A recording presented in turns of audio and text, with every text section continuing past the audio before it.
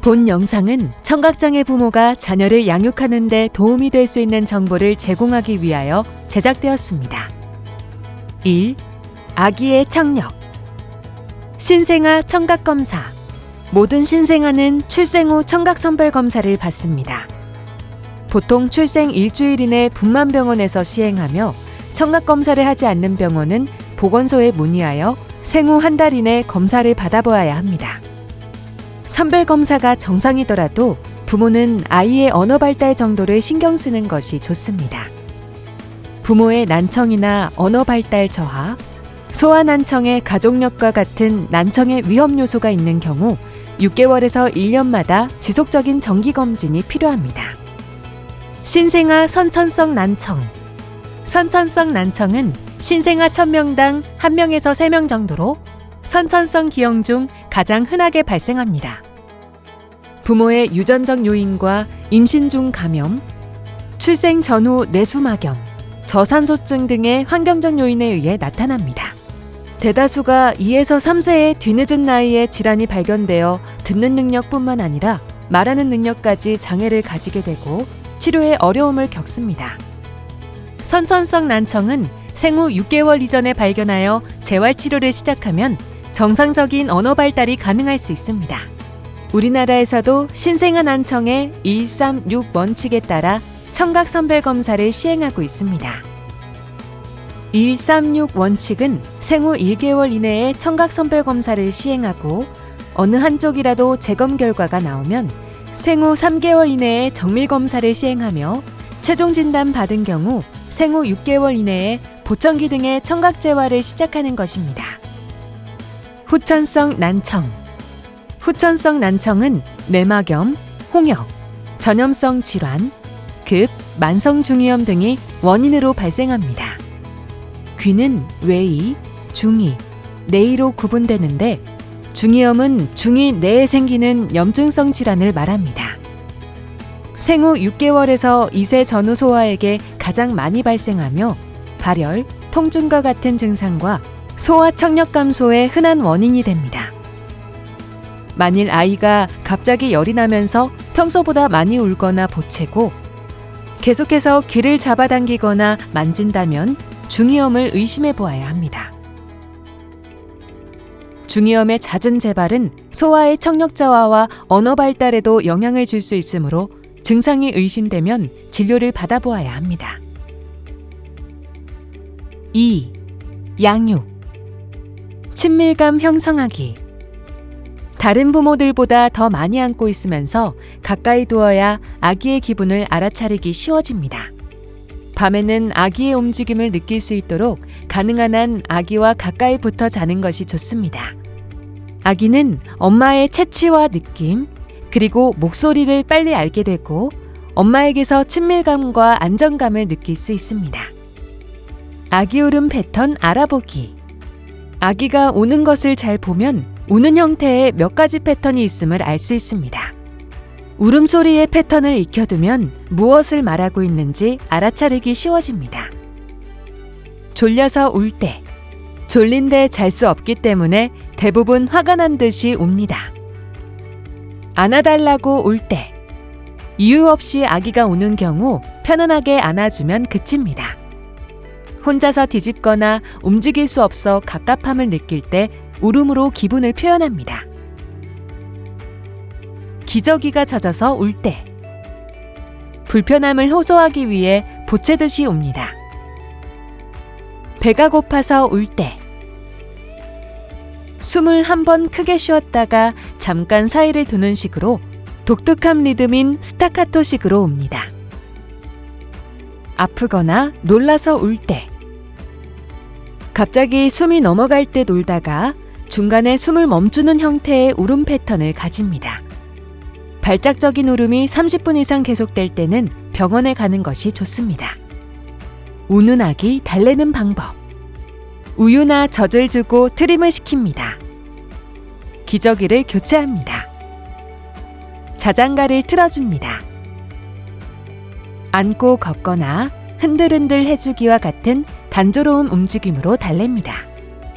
여러 방법으로 달래보아도 계속 울 때는 하나, 둘 구령을 붙여가며 손발을 움직여 봅니다. 뺨과 코를 비비거나 눈을 맞추면 아기는 금방 즐거워합니다. 3. 발달. 영유아 건강검진. 원령별 영유아 건강검진은 생후 14일부터 만 6세 미만까지의 영유아를 대상으로 예방접종 시기에 맞추어 성장, 발달, 비만, 시각, 청각, 치아 등의 발달 정도를 확인하는 검진입니다. 모든 영유아는 건강검진 시기에 맞추어 검사를 받아야 합니다. 발달 지연의 조기 발견과 조기 개입은 이후 발생할 수 있는 문제점을 최소화하는 데 중요한 역할을 합니다. 청각 발달. 아기의 청각 및 의사소통 발달은 다음의 체크리스트를 통해 확인해 볼 수 있습니다. 생후 1에서 3개월. 갑작스런 큰 소리에 놀라거나 깬다. 큰 소리에 젖이나 우유병을 빠는 동작을 멈춘다. 엄마 목소리를 듣고 울다가 조용해지는 반응을 한다. 생후 4에서 5개월. 소리가 나는 곳을 찾으려고 고개를 돌리는 등의 반응을 한다. 이상한 소리를 내며 놀기 시작한다. 아, 오와 같은 반복적인 모음 소리를 내기 시작한다. 생후 6에서 7개월. 자기 이름에 반응하기 시작한다. 껄껄, 끼끼, 비명소리, 흡하며 들이마시는 소리 등 다양한 소리를 낼 수 있다. 음악 소리를 좋아하고 반응하기 시작한다. 생후 8에서 9개월. 이름을 작은 소리로 불러도 확실히 반응한다. 까꿍이나 짝짝꿍 놀이 등을 따라하고 즐긴다. 우유, 까까, 컵 등 익숙한 물건의 이름을 안다. 생후 10에서 11개월. 말소리와 같은 옹알이로 의사표현을 하고 대화하듯 응답한다. 간단한 말소리를 따라내거나 흉내낼 수 있다. 가져와, 이리 와, 더 줄까와 같은 지시어의 의미를 알고 행동한다. 생후 12에서 13개월. 이거 지지, 아빠 빠이빠이 등 어른들이 사용하는 억양을 흉내낼 수 있다. 가져와, 이리와 같은 지시어뿐만 아니라 너 신발 어디 있어와 같은 간단한 질문도 이해한다. 엄마, 아빠 이외에 적어도 한 단어 이상을 알고 사용한다. 해당 체크리스트는 26개월까지 총 36문항이 있으며 아이의 해당 원령 구간에 예, 로 응답한 총 문항수에 따라 빠른 수준, 또래 수준, 추적검사 요망, 심화평가 권고의 4가지 기준으로 나뉩니다. 추적검사 요망, 심화평가 권고로 평가된 경우 청각검사를 포함한 병원 진료를 받아보아야 합니다. 영유아 청각 의사소통 행동 체크리스트는 인천지역 장애인 보건의료센터 홈페이지에 자가점검지에서 확인해 볼 수 있습니다. 국가 언어발달 지원 사업. 언어발달 지원 사업은 청각, 언어, 지적, 자폐성, 뇌변병 장애를 가진 부모의 12세 미만 자녀에게 언어발달 진단, 언어 재활, 독서 지도, 수어 지도 등을 제공하는 서비스입니다. 주소지 행정복지센터에서 신청 가능하며 소득 기준에 따라 지원 금액이 다르므로 기준을 확인해 보아야 합니다. 4. 의사소통. 부모의 청각장애와 언어장애로 인해 의사소통이 원활하지 못하면 아이는 의사소통 부분의 발달 지연의 가능성이 있습니다. 아이가 청각장애인이 아니더라도 수어와 제스처 등을 포함한 모든 의사소통 통로를 이용하여 아동의 인지 발달을 도와야 합니다. 아빠와 엄마가 수어로 대화하는 모습을 자주 보여주어 자연스럽게 수어를 익힐 수 있도록 돕고 동시에 청각장애인이 아닌 다른 가족이나 친구들과 시간을 보낼 수 있도록 하여 언어를 배우도록 해주어야 합니다. 영유아기의 소리 및 청각 자극은 전반적인 두뇌 발달에도 영향을 주기 때문에 음성, 자연의 소리, 음악 등 다양한 소리 자극에 노출될 수 있도록 해주는 것이 좋습니다. 또 장애에 대한 이해와 부모와의 의사소통을 위해 체계적인 수화 교육도 필요합니다. 아이는 수어와 음성 언어를 동시에 배우면서 이중언어 구사자로 성장하게 됩니다. 아이의 주변인과 소통하기. 청각장애 부모는 교사, 또래 친구의 부모 등 자녀의 주변인과 소통하는 것에 어려움을 느낍니다. 먼저 자녀의 주변인에게 청각장애인임을 밝히고 문자, 카카오톡 등으로 소통하겠다고 알립니다. 친밀한 관계를 유지하며 육아에 대한 정보를 주고받을 수 있습니다. 모임 등에도 자주 참석하여 본인의 상황을 솔직하게 알려주는 것이 좋습니다. 나는 장애가 있으나 자녀의 상황은 다르다고 이야기하고 자녀를 사랑하는 마음은 다르지 않으니 도와달라고 요청합니다. 솔직하고 긍정적인 접근이 주변과 소통하기 가장 좋은 방법입니다. 5. Q&A. 1.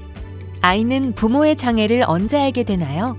1에서 5세 초기 아동기에 부모의 장애를 인식하는 방식은 얼굴 모양이나 키와 같이 개인의 평범한 신체 특징을 인식하는 것과 비슷합니다.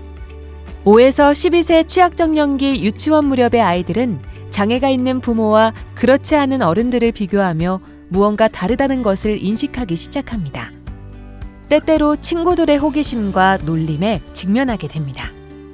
그럴 때에는 그게 뭐? 라고 대꾸하면 된다고 가르쳐주는 것도 한 가지 방법입니다. 2. 아이의 언어 발달을 위해 위탁양육을 하는 것이 좋은가요? 언어는 부모와 함께 생활하면서 자연스럽게 습득되어야 하지만 부모와 소리로 대화하기 어려운 자녀들은 말하고 읽고 쓰는 능력이 또래 아이들보다 떨어질 수 있습니다. 실제로 자녀의 언어 습득에 대한 불안감으로 부모나 친지의 도움을 선택하게 됩니다. 아이들은 부모가 아닌 다른 사람에게 말을 배우기 때문에 부모와의 의사소통이 단절되는 문제가 발생하게 됩니다. 자녀의 언어 발달을 위해 주변의 도움을 받더라도 주 양육자는 부모이며 주변인은 아이의 언어 발달을 위한 조력자임을 분명히 해야 합니다. 위탁 전 조력자들과 충분한 대화를 나누며 부부의 의견을 잘 전달하는 것이 중요합니다. 3. 아이가 난청을 진단받았는데 꼭 보청기를 사용해야 하나요?